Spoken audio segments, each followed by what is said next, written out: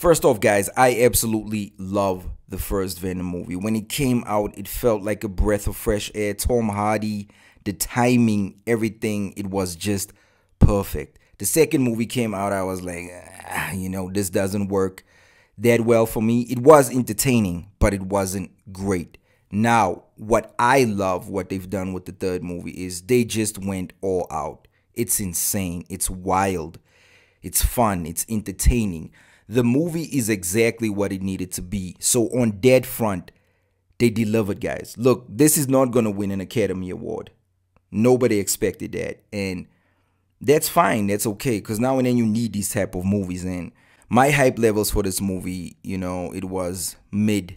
But after watching it, I can easily say I was very entertained. Now, this is insane, guys. You guys already saw Venom, the Stallion, and Venom frogs. So it's absolutely crazy, guys. And on that front, I think people will enjoy the movie. Now, the plot is pretty simple, guys.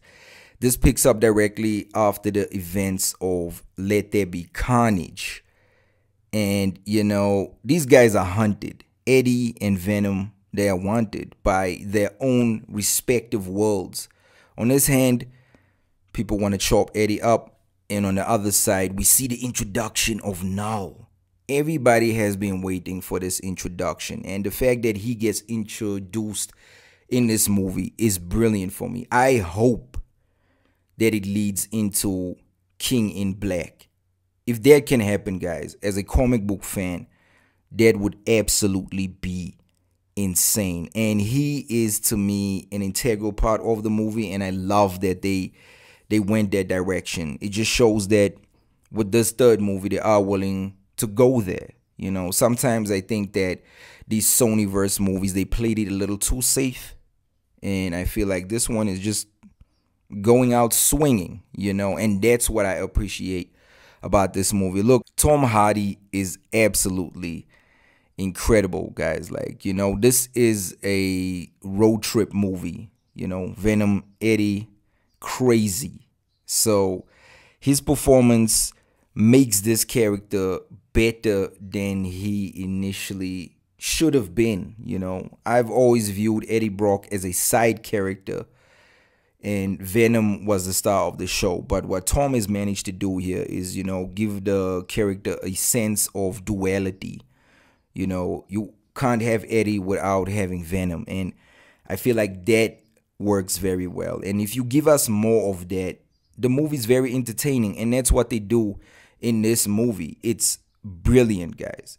Brilliant. Look, the movie has its obvious flaws. It's not a perfect movie by any stretch of the imagination. And that's obvious. Going in, I feel like you kind of have to expect that because of what the second movie was. So if you just leave room for just enjoying the movie, you might actually appreciate it more for what it is, and this is an easy one, guys.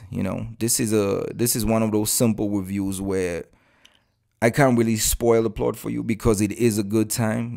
There's a lot of jokes in here and small bits and pieces that you need to experience for yourself, but I can highly guarantee you that you will have a good time with this movie. I was on the fence when I saw this the first time. I was like, oh man, this looks terrible. I even made a video. I was like, I'm not convinced. This needs to stop. And after watching the movie, it's a fitting finale to the series. That actually makes me think that the second movie could have been better. Look, if the second movie was better leading into this one, we could have had a solid trilogy in the Sony Spider-Verse. It would have worked very well for them as a product. But then you have the missteps with Madam Web and Morbius, and I feel like that just spoiled everything. But this is definitely a movie that you will enjoy, guys. It's exactly what it needed to be. And I think having this movie is it's a different vibe from Joker. Look, I'm not comparing it to Joker, but it's a superhero movie essentially. And this gives the fans exactly what they want. Where that movie was like, this is what we are doing,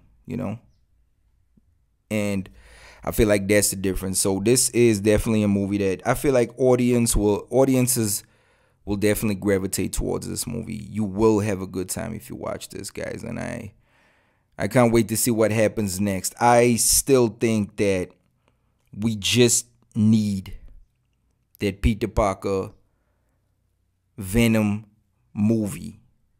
We just need that to happen, you know, even if it isn't Tom Hardy's version of Spider-Man.